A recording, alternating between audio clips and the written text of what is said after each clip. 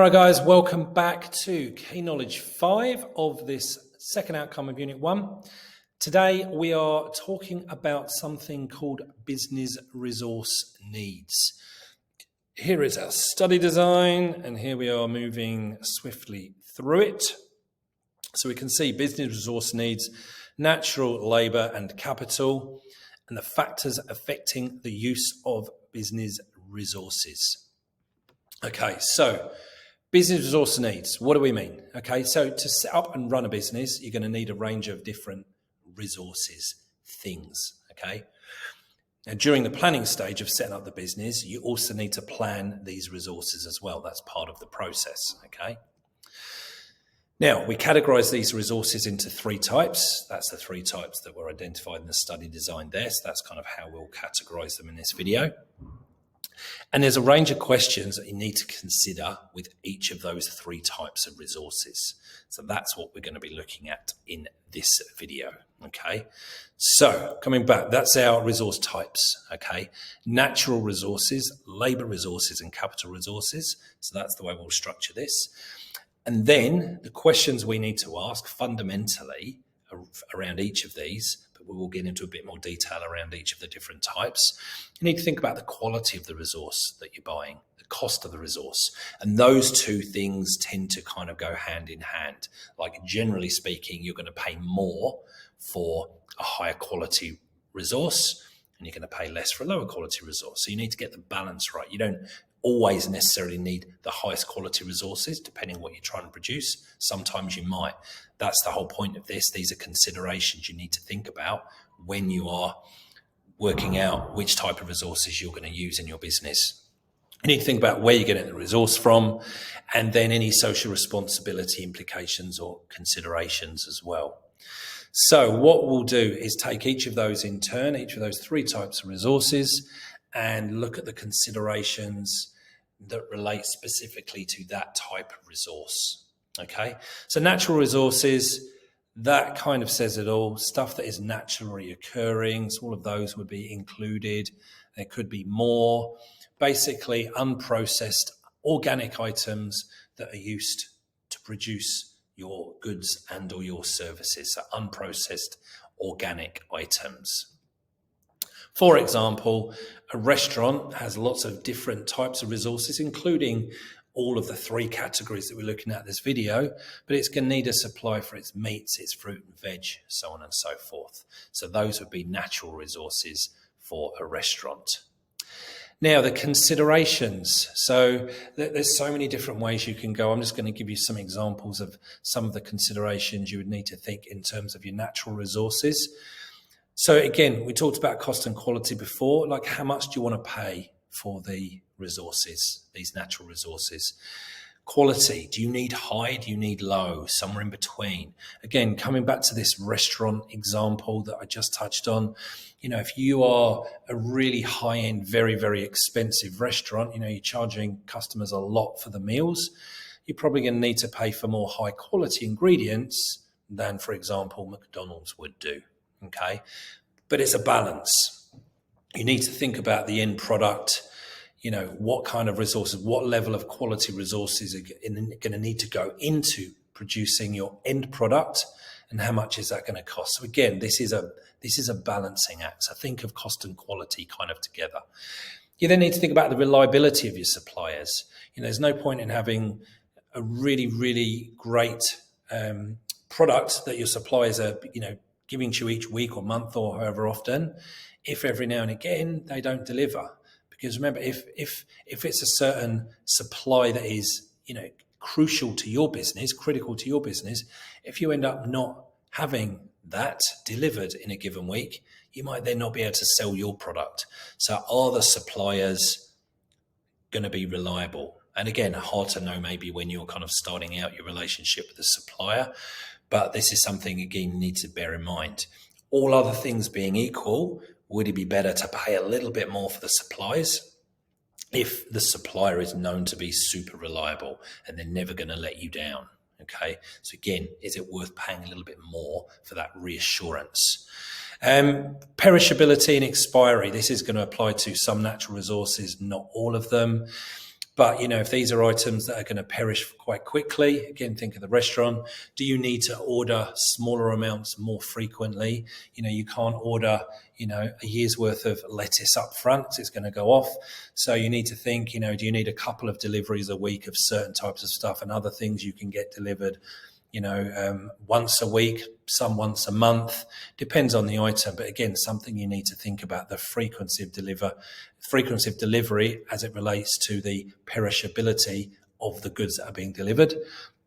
And you think about storage, is this stuff going to be able to be stored in a dry, in a dry room? In other words, not refrigerated, not frozen. Does some stuff need to be refrigerated? Does some stuff even need to be frozen? Again, this is all stuff you need to plan ahead. How much dry storage space are you going to need? How much refrigeration space are you going to need? Are you going to need a walk-in refrigerator, or would a series of wall fridges do? Again, all stuff you need to think about right up front. Seasonal availability, again, coming back to the idea of fruits and veg and that sort of thing. Within Australia, there's certain fruits and veg that are only available at certain times of the year. So if you need this constantly, where are you then going to access those things from when they're not in season in Australia? You might need to have some alternatives up your sleeve for those periods of time. Are the suppliers that you are buying from sustainable, and do they operate with social responsibility themselves? Okay, if you're going to put out there that you're a socially responsible business, that most do these days, you need to also make sure that the relationships you have with your suppliers, those suppliers are also socially responsible. Because if they're supplying you and they are shown somehow to be operating in some kind of socially irresponsible way, the fact that they supply you can then tarnish your reputation as well with the public. So again, it's something you need to be careful about. Might need to poke around a bit into the sustainability and the social responsibility of the operations of your suppliers. Also on a social responsibility kind of bent, is it worth looking at Australian suppliers? Look, there's a lot talked about social responsibility.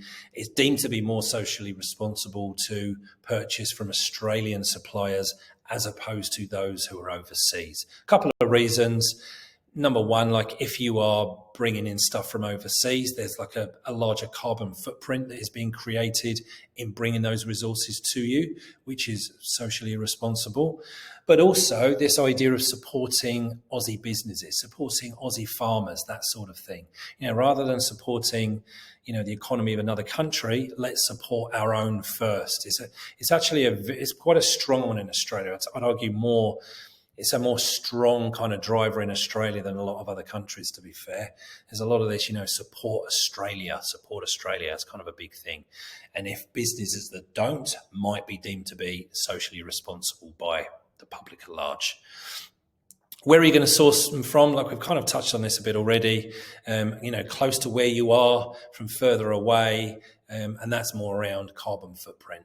If stuff is only coming from down the road, if there happens to be a farm that produces what you need that's down the road, it could be more socially responsible from a carbon footprint point of view to get them to supply them from somewhere further afield, either within the state or even from interstate.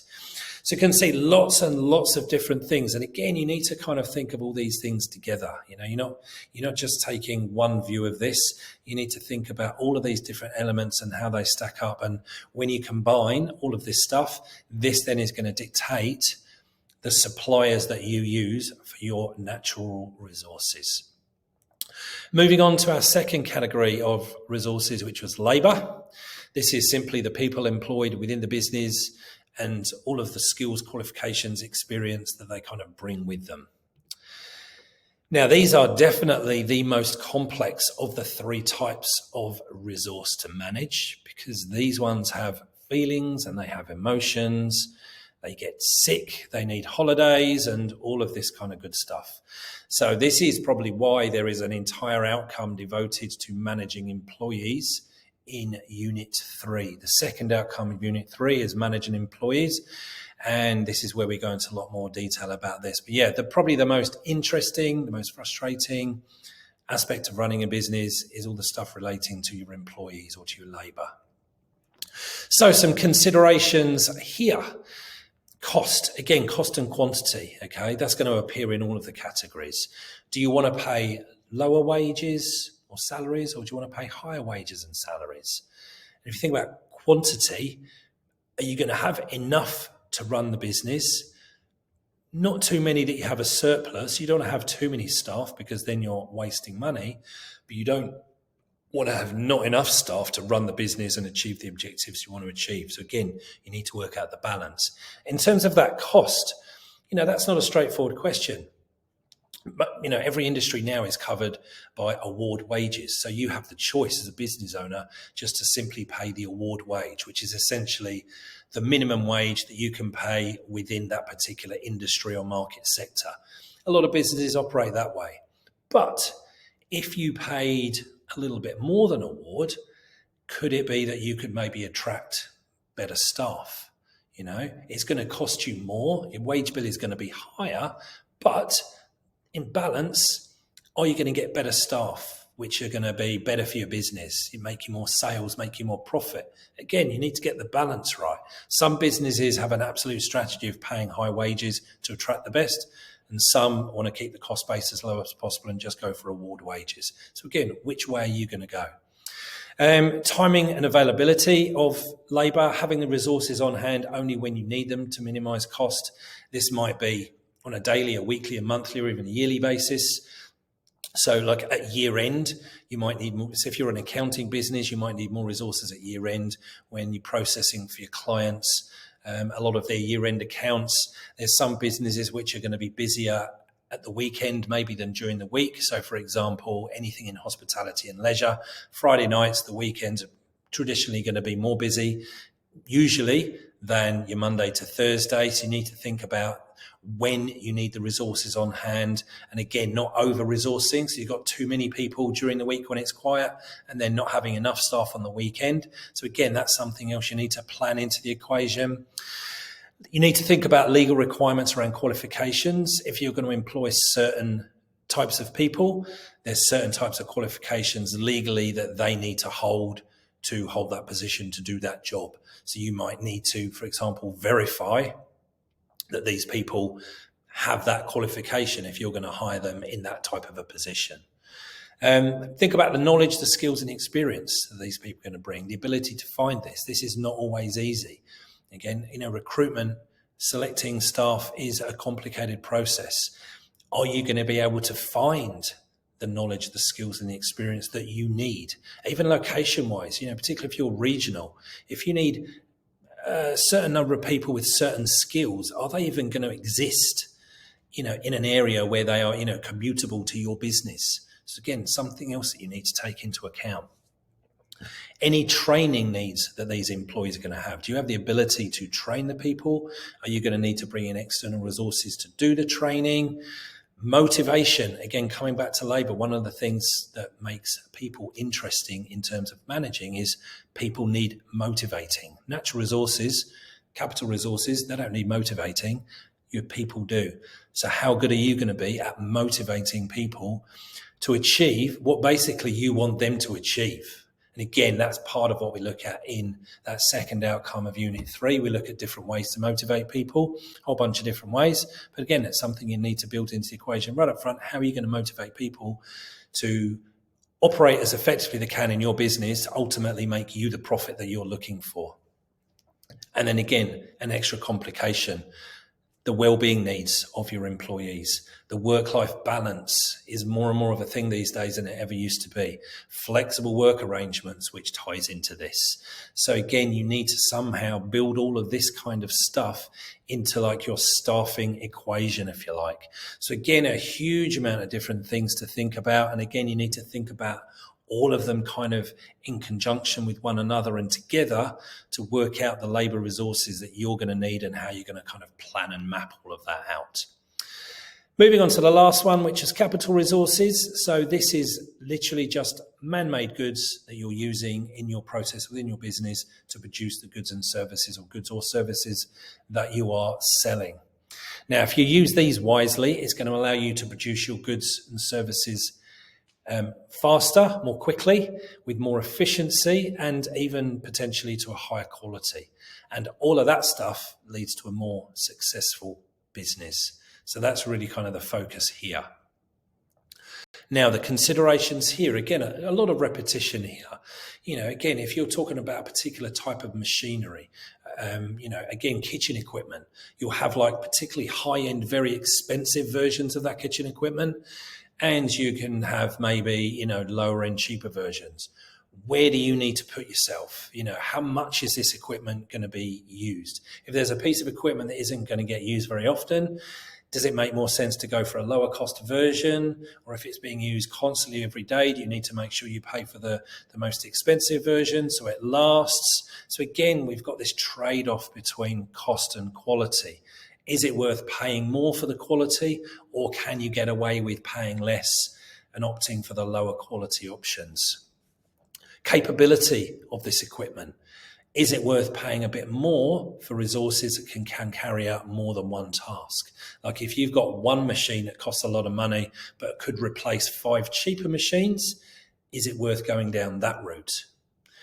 You need to think also about employee training. If you're using some fairly complex equipment, how are you going to train the employees to use it? How long is that going to take? How much is that going to cost you? So again, it's all very well bringing in all this fancy pants equipment, but if your employees are not able to use it, then that's going to cause you problems. How are you going to maintain the equipment? Okay, equipment breaks down. There's plans and there's ways of kind of building in maintenance into the overall cost of the thing. But again, something you need to take into account. Do you pay a little bit extra to the business providing the equipment in return for like a regular maintenance plan?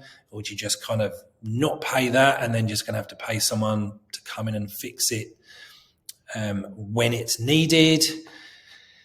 Again, this links into the reliability of the machinery as well. Are the cheaper options going to break down more often? Are you paying more for a higher quality machine because it's going to be more reliable and it's going to need less maintenance? So again, so many different combinations and permutations. Again, coming back to social responsibility, there might be different options available to you which have different levels of environmental sustainability or the amount of carbon footprint that the operation of that machine kind of produces. So again, it might be that the cheap machines produce more of a carbon footprint than the more expensive machines. Again, in order to be socially responsible, are you willing to pay more money to produce less of a carbon footprint and be more environmentally sustainable as a business than if you were to take the cheaper option? Also, employee redundancies around social responsibility. Again, it's the way the world has gone, the way the world continues to go. Technology is replacing many jobs. Okay, we're kind of aware of this. It's just a thing. It's the way the world is moving. But there still is a degree of, an element of being socially irresponsible when businesses come in and replace a whole bunch of people with a machine. Okay, it's deemed to be socially irresponsible to do that. So again, you need to get this balance right between the number of people you're employing and the machinery that you're using. If you got rid of all of your people and just replaced a machine, would you then be deemed to be socially responsible, which is a bad look? It can lead to a poor reputation, which can lead to lower sales, lower profits, and so on and so forth. So and again, when we do managing people in Year 12, in Unit 3, we look at redundancies, and there are ways that you can minimize the damage done to reputation and kind of increase the social responsibility around doing that. But again, it's something that you need to think about.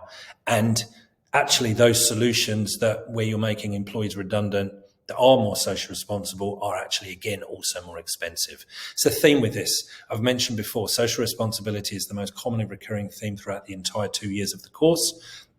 Pretty much the golden rule is it always costs more, at least in the short run, to be socially responsible. Often the question you're asking is, okay, I can pay more now, but is that going to pay off in other ways in the long run?